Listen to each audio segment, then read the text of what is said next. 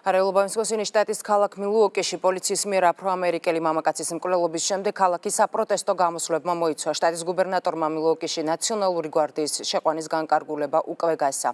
რა ხდება მილუოკიში, სადაც 2 დღის წინ სამართალდამცველმა ახალგაზრდა მოკლა, ნახეთ ქეთი ჩოხელის რეპორტაჟში. ვისკონსინის შტატის ქალაქ მილუოკიში უკვე 2 დღეა აქციები გრძელდება პოლიციის მიერ აფროამერიკელი ახალგაზრდის მკვლელობით აღშფოთებული ასობით ადგილობრივი მაცხოვრებელი ქუჩაში გამოვიდა. დამწვარია ავტომობილები, ავტოგასამართის სადგურები, გაძარცვულია მაღაზიები.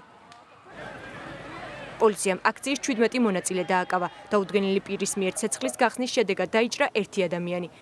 ვისკონსინის შტატის გუბერნატორმა ქალაქ მილუოკიში ნაციონალური გვარდიის დანაყოფის შეყვანის განკარგულება გასცა.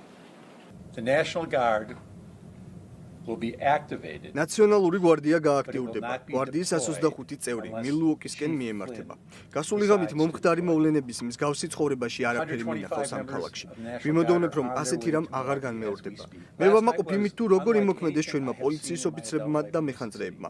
პოლიციის მხრიდან არც ერთი ტყვია არ გავარტნილა. მკვლელობა, რომელსაც მილუოკიში არეულობა მოჰყვა 13 აგვისტოს მოხდა. სამართალდამცველებმა ავტომობილი გააჩერეს, რომელსაც 23 წლის ფერადკანიანი მამაკაცი მართავდა. პოლიციის განცხადებით მათ ცეცხლი თავდაცვის მიზნით გახსნეს. თუმცა საპროტესტო აქციის მონაწილეები ამბობენ, რომ მკვლელობა რასიზმის ნიადაგზე მოხდა.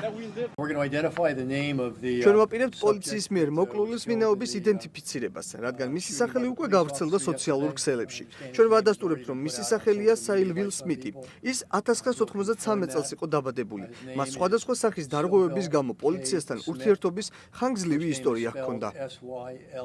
მილუოკის პოლიციის ქმედებამ ადგილობრივების აღშფოთება 2014 წელსაც გამოიწვია, როდესაც სამართალდამცველებმა ფსიქიკური პრობლემების მქონე უიარაღო შავკანიანი მამაკაცი მოკლეს. ივლისის დასაწყისში ამერიკის შეერთებული შტატები პოლიციის მიერ აფროამერიკელების მკვლელობის გამო საპროტესტო გამოსვლების ტალღამ მოიცვა. დალაში ერთ-ერთი დემონსტრაციის დროს 5 სამართალდამცველი მოკლეს.